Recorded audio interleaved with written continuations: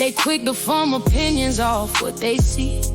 Like everything I am just came easily.